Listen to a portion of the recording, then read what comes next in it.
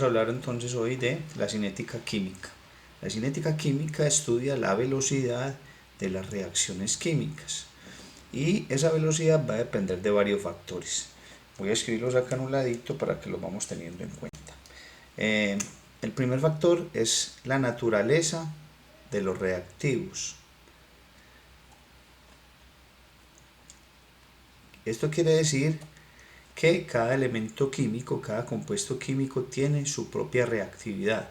Por ejemplo, los elementos del grupo 1A son altamente reactivos con el agua.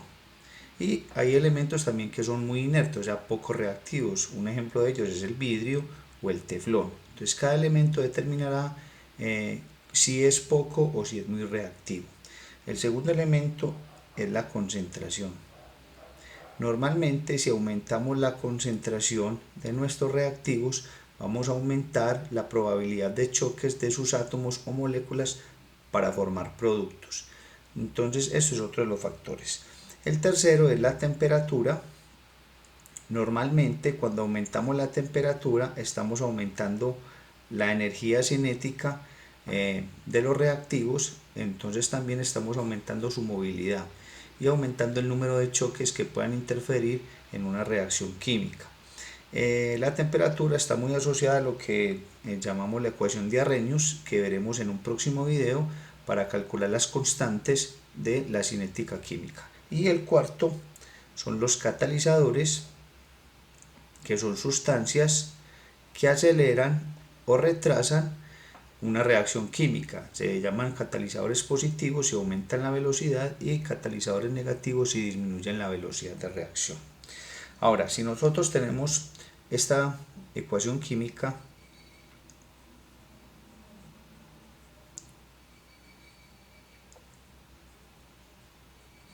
entonces podemos decir que en una reacción química está cambiando la concentración de los reactivos, está disminuyendo esta concentración. Recordemos que estos son los reactivos.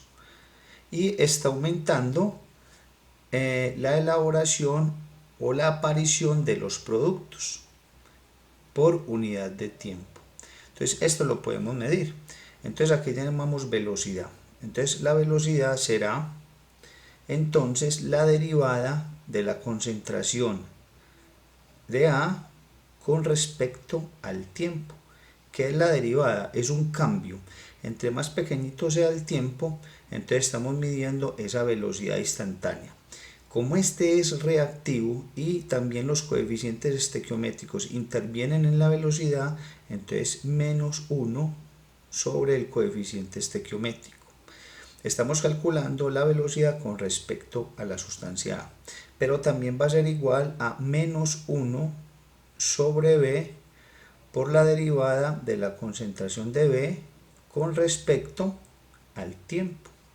Recordemos que la derivada es el cambio instantáneo que hay en un proceso, en este caso en el proceso de velocidad.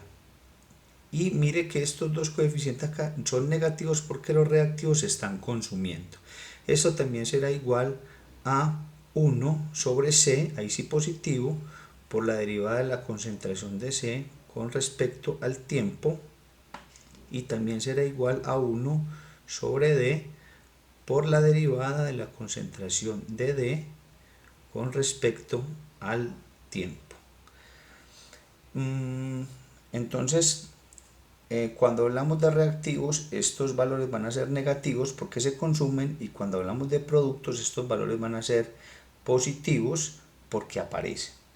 Ok, también podemos hablar de la velocidad o la ley diferencial de velocidad. Si tenemos, por ejemplo, esta reacción, entonces la velocidad o la ley diferencial de velocidad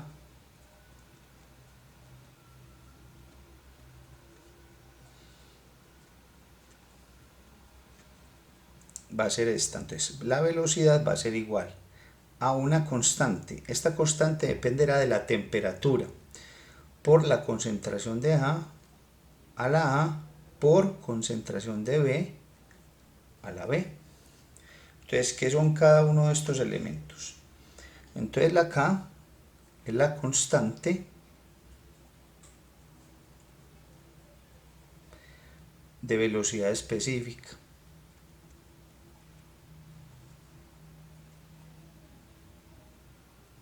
y depende de la temperatura. O sea que si cambio la temperatura, me va a cambiar esta constante.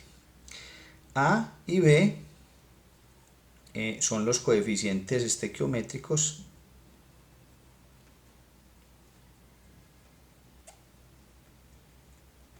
Ojo, estos coeficientes estequiométricos pueden estar acá en la ecuación de velocidad. Si no son los coeficientes estequiométricos, entonces estos valores habrá que hallarlos experimentalmente.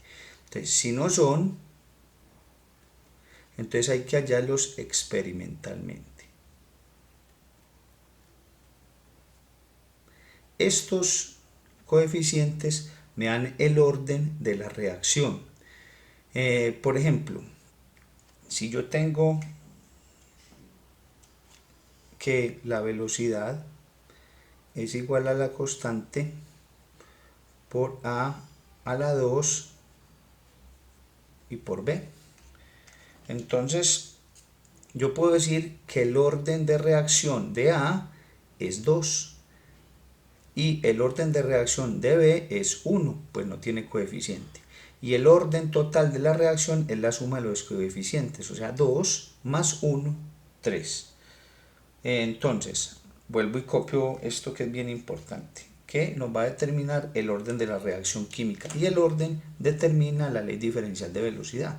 Entonces 2 es de orden 2 respecto a la concentración de A. Es de orden 1 respecto a la concentración de B. Y es de orden 3 respecto a toda la reacción.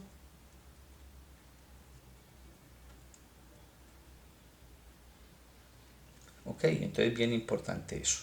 Y por último, pues entonces cuando coloco un corchete, por ejemplo A o corchete B, es la concentración, que normalmente es concentración molar, o sea, molaridad, o sea, mol sobre litro. Entonces acá tenemos la reacción principal y la ley diferencial de velocidades. Vamos a hacer algunos ejemplos para explicar un poquito mejor esta parte.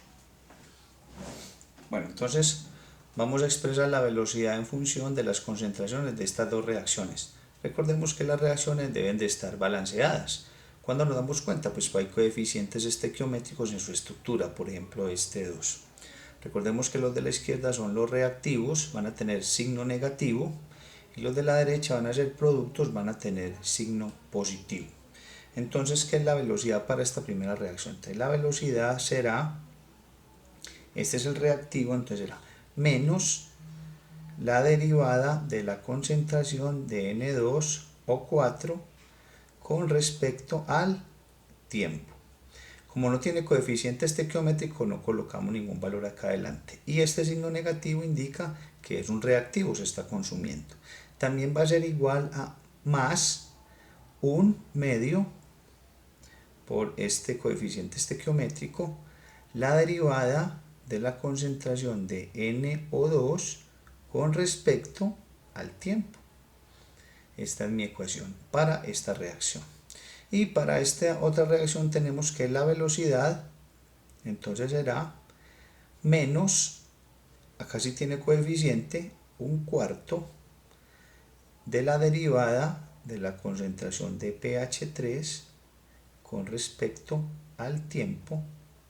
Y esto también va a ser igual a la derivada de la concentración de P4 con respecto al tiempo, casi positivo, y no tiene ningún coeficiente, entonces no coloco ningún número acá, igual a un sexto por el coeficiente estequiométrico de la derivada de la concentración de H2O con respecto al tiempo. Entonces recordemos que la derivada de los reactivos es negativa y la de los productos es positiva. Vamos a hacer otro ejemplo. Bueno, acá nos están dando entonces la reacción química. A más 3B produce 2C más D y nos dice que la velocidad de aparición de D, esta, es de 0,065 mol sobre litro por minuto. O sea, unidades de concentración sobre unidad de tiempo. Nos están pidiendo hallar las demás velocidades, o sea, la de A, la de B y la de C. Vamos a diseñar primero nuestra ecuación global. Entonces tenemos que la velocidad será igual a, este es un reactivo, entonces menos la derivada de la concentración de A con respecto al tiempo. Como no tiene coeficiente, entonces no se le coloca nada, igual a menos un tercio de la derivada de la concentración de B con respecto al tiempo, igual a la de C, que será un medio de la derivada de la concentración de C con respecto al tiempo, y es igual a, como el coeficiente de la D es 1, es igual a la derivada de la concentración de D con respecto al tiempo, positivo. Pero tenemos también que la derivada de la concentración de D con respecto al tiempo, ya el valor no lo dan, será igual a 0.065 mol por litro por minuto. Ahora, miremos que D y A tienen los mismos coeficientes estequiométricos, 1, pero como este es un reactivo, entonces su signo será negativo. O sea que ya tenemos también la concentración de A. O sea, la derivada de la concentración de A con respecto al tiempo, entonces el consumo va a ser igual a este, o sea, menos 0.065 mol sobre litro por minuto. Esta es la velocidad de A.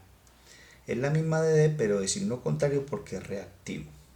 Ahora vamos a mirar las otras dos, porque tienen coeficiente estequiométrico y eso también determina su velocidad de reacción.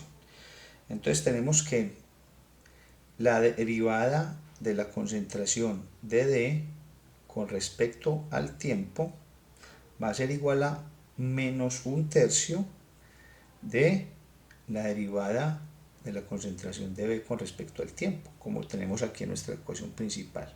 Ya tenemos este valor, entonces reemplacémoslo acá. Entonces 0.065 va a ser igual a menos un tercio de la derivada de B con respecto al tiempo.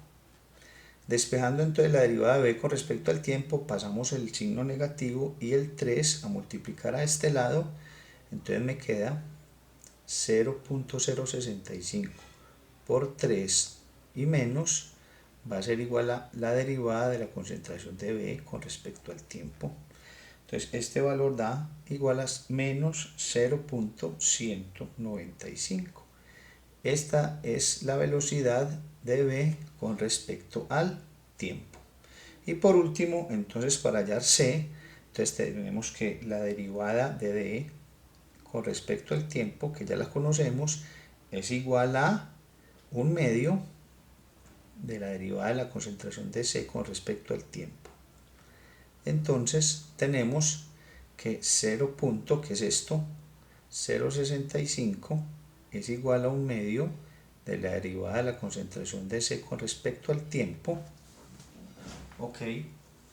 Y será igual entonces, este 2 pasa acá a multiplicar, entonces me da un valor de 0.130, las mismas unidades, mol por litro por minuto, será igual a la derivada de la concentración de C con respecto al tiempo.